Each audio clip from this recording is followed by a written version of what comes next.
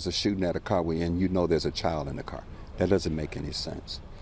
Yeah, it could be a lot of other people who's lost their life here today. Kirk Bell is the godfather of 26-year-old Gabryel Ayres, who relatives identify as the woman who was shot and killed in her white Chevy sedan around 1:30 p.m. at 79th and May Street, her car then crashing into a van. It's 1:25 in the afternoon on February 4th, 2026, and Gabryel Ayres is sitting in the passenger seat of a white Chevrolet sedan, scrolling through her phone while her partner drives to the Auburn Gresham neighborhood on Chicago's South Side.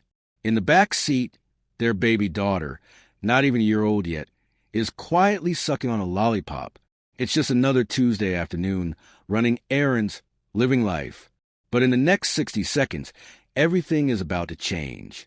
Because what Gabryel doesn't know is that a red Alfa Romeo SUV has been following them, block after block, waiting for the perfect moment to strike. Before we get into what happened next, if you're new here to Mystora Crime, please hit that like button, drop a comment telling me where you're watching from, share this story because Gabryel's family deserves justice, and subscribe with that bell icon turned on so you never miss when we cover cases like this. Now let's talk about what happened on South May Street. Gabryel Ayres, known as Gabby to everyone who loved her, was 26 years old. She was a mother, a daughter, a friend. She had her whole life ahead of her. And on this particular Tuesday, she was just trying to get through her day like millions of other people across America. Her partner was driving. She was in the passenger seat, and their baby was safely secured in the back. They had no idea they were being hunted. The white sedan comes to a stop sign in the 7900 block of South May Street. It's a residential area. You know the kind. Houses line up on both sides. People go about their business. Maybe somebody cutting their grass or checking their mail. Normal, everyday stuff. And that's when the red Alfa Romeo that had been tailing them pulls up behind them. 4 car doors open simultaneously. 4 men dressed in all black with masks covering their faces step out onto the pavement. And they're not here to talk. What happens next is something you'd expect to see in a war zone, not on a Chicago street corner in broad daylight. These 4 men, these 4 shooters, they don't just fire a warning shot. They don't try to intimidate. They open fire with what witnesses described as automatic weapons, unleashing somewhere between 30 and 50 rounds at this car. Think about that for a second. 30 to 50 bullets. That's not a crime of passion. That's not a spur-of-the-moment decision. That's execution. That's planning. That's intent. The sound must have been deafening. Glass shattering. Metal being torn apart. The screaming. The chaos. Gabryel is hit multiple times throughout her body. Her partner takes 2 bullets. One in the arm. One in the buttocks. And in the back seat, that baby girl is sitting there, lollipop still in her hand, as the world explodes around her. Somehow, miraculously, impossibly, not a single bullet touches that child. But here's where it gets even more disturbing. After that initial barrage of gunfire, you'd think it would be over, right? The shooters would flee, get out of there before the cops show up. But no. These 4 men actually run away from the car for a moment, get back into their red Alfa Romeo, and then they circle back around. They pull up alongside the bullet-riddled white sedan and fire several more shots into it. They wanted to make absolutely sure. This wasn't random. This was personal. The white sedan, now completely out of control, crashes into a nearby GMC van. The driver of that van is unharmed, refused medical treatment, probably still in shock for what he just witnessed. Gabryel's partner, despite being shot twice, is conscious and alert. He's rushed to Advocate Christ Medical Center in Oak Lawn and ends up in good condition. He's going to survive. But Gabryel, she's in critical condition, bleeding out in that passenger seat. They rush her to Little Company of Mary Hospital, and the doctors, they try everything, but the damage is too severe. Gabryel Ayres, 26 years old, mother to an infant daughter, is pronounced dead.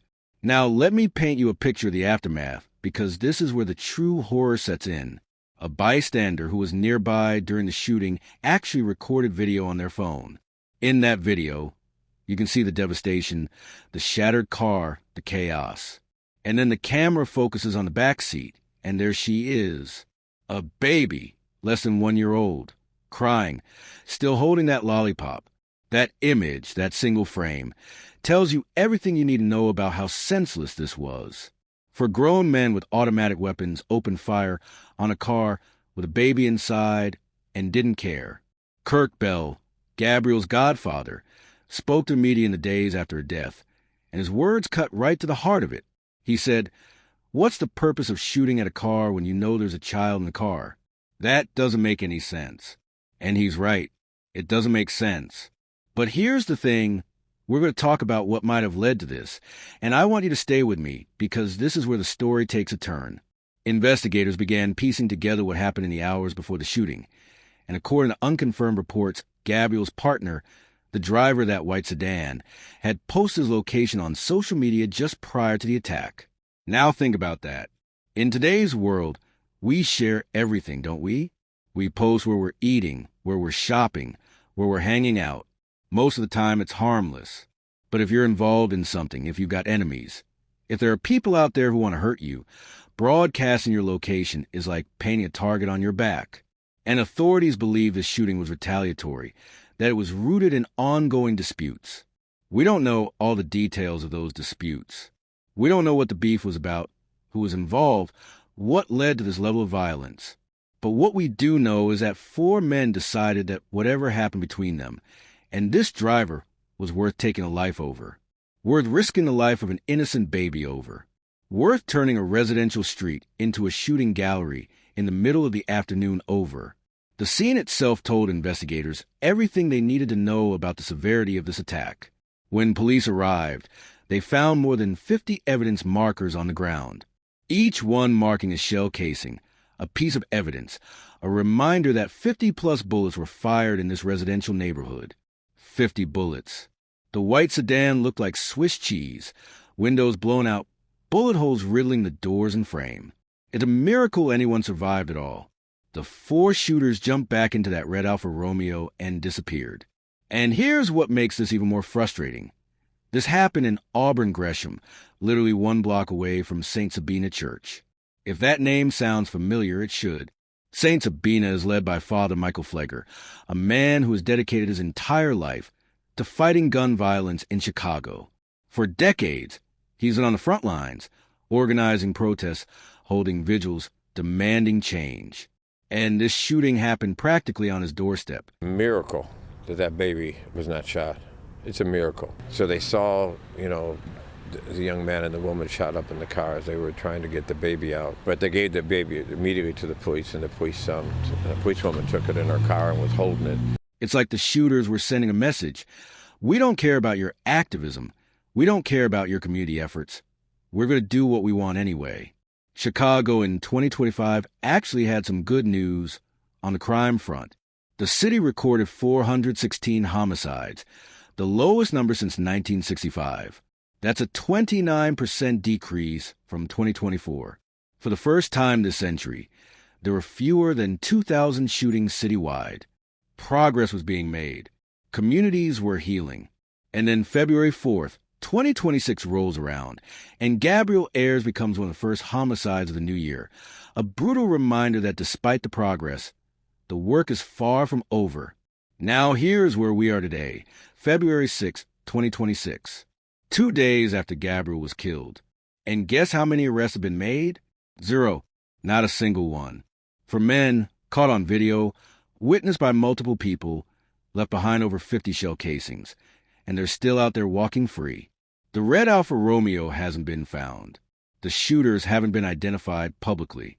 And Gabryel's family is left with nothing but questions and grief.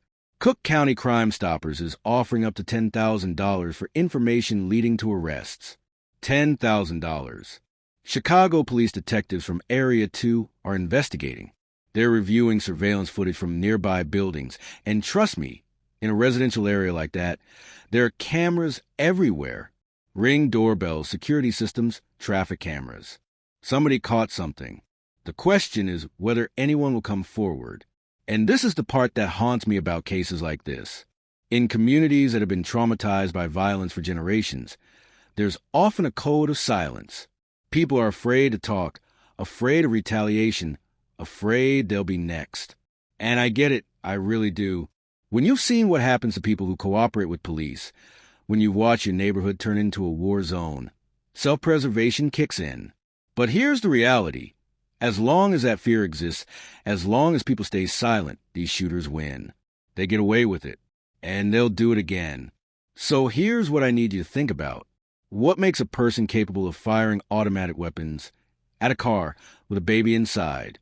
What level of rage? What kind of dispute? What possible justification could exist for that kind of violence? And more importantly, what does it say about us as a society that this keeps happening? That a 26-year-old mother can be gunned down in broad daylight while her infant daughter watches, and 2 days later, nobody's been arrested? Gabryel's baby girl survived that day, but let's be real about what survival means in this context. That child is going to grow up without her mother. She'll see the videos eventually, read the news articles, learn about how her mom died. She'll carry that trauma for the rest of her life. And for what? Because some men decided their pride or their reputation or their street beef was more important than human life. If you have any information about this case, if you saw something, if you know something, if you heard something, please contact Chicago Police at 312-747-8273. You can also submit anonymous tips at dip.com or through Crime Stoppers. That $10,000 reward could change your life, and more importantly, it could bring justice for Gabryel and closure for her family. Hit that like button. Share this story. Comment below with your thoughts on how we stop the cycle of violence. And subscribe to Mystora Crime, because we're not going to let cases like this fade into obscurity. Gabryel Ayres mattered. Her life meant something, and her story deserves to be told.